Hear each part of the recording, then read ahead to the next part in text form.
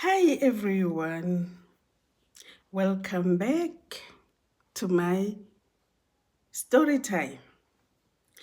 Let me tell you something. One day I was at the elevator in the hospital where I was working.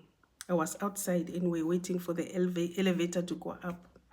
So outside, I was with this lady from South Africa. She's African speaking, and she is working in APSU. APICU is an adult and pediatric ICU. I was working in the labor ward, but we are in the same floor, which is the first floor. And then we were in like just next to each other, so that if we have an emergency regarding the patient that needs to go to ICU, we are not wasting time. We're just next to ICU and operating room for labor patients. So now what happened is we were waiting there for the elevator coming from the basement. So now this lady, there was a certain guy came, it's a visitor who was going up to visit the relative, okay? So now he came to us and asked if, asking if the elevator is going up. For us in the labor ward, we speak Arabic. We know how to communicate with Arabic people because we are communicating more with the patients. And then with the relatives also, we are communicating more. But in ICU, there's nobody who is talking because the patients are sick.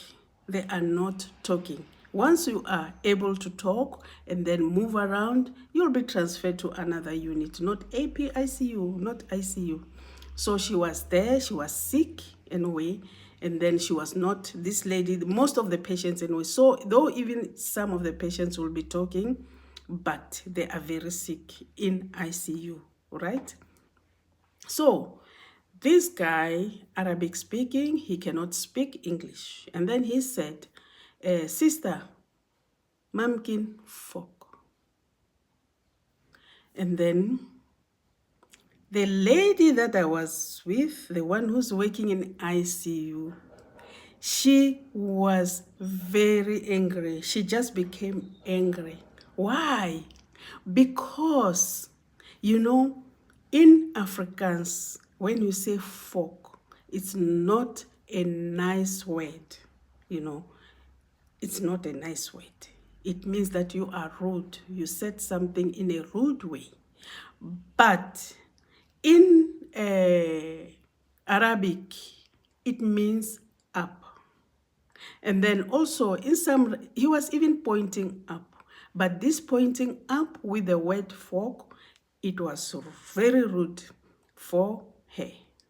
And then for me, I understood. And then I knew the word fork, what it means. So now what happened is this. She was angry. She didn't answer. For me, I responded and say, Aiwa. And then he just kept quiet, this guy, because he can see that this one is very angry. For me, I'm just calm. And then this one is asking me why I am calm if somebody is so rude to us. I said, no, this guy is not rude. What he said, he means that he is asking if the elevator is going up. But she said no. He was not supposed to say it that way. He was supposed to say it in a polite way. I said, no. He said it in a polite way. And then this is Arabic. And then she didn't want to hear from me. Anyway, we went to the units. We went up to first floor. And then he proceeded up to whatever floor he was going to. Then she went to her unit and asked from the people around there, from her colleagues. He said, and they could see that the way she is, she's angry, something is wrong with her. And then she told them that, she met this guy. This guy made her angry because of the way he said something to us. She was with me, and then that's what she was telling that guy, that the colleagues there in ICU, that she was with me, and then for me I was calm, and then I was even laughing at her. Then they said, so she's angry. So they asked her what happened. So she explained what I was telling you. And then they told her, no, she was right. And then she couldn't take it. And then until they come and ask me. So I explained to them, and then they understood me, and then they went back laughing, and then they told her that that guy was asking if this elevator is going up. And then Maud was right. The way she responded, it was right. So for you, don't get angry. You are just raising your blood pressure for nothing. And then she started to cool down, and then she was laughing. She said, oh my God, sometimes you can be angry because of something that it doesn't mean a thing.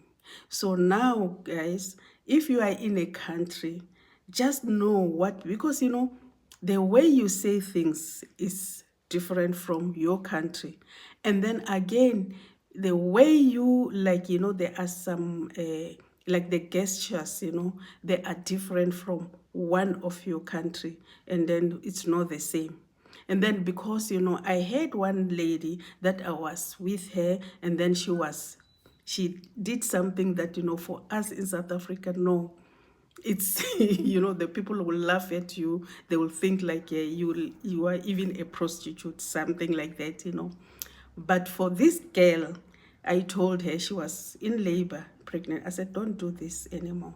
I explained to her. She said, oh my God, I've been doing this and I'm working with some South Africans in my department. It means that always they were laughing at me, or what was happening.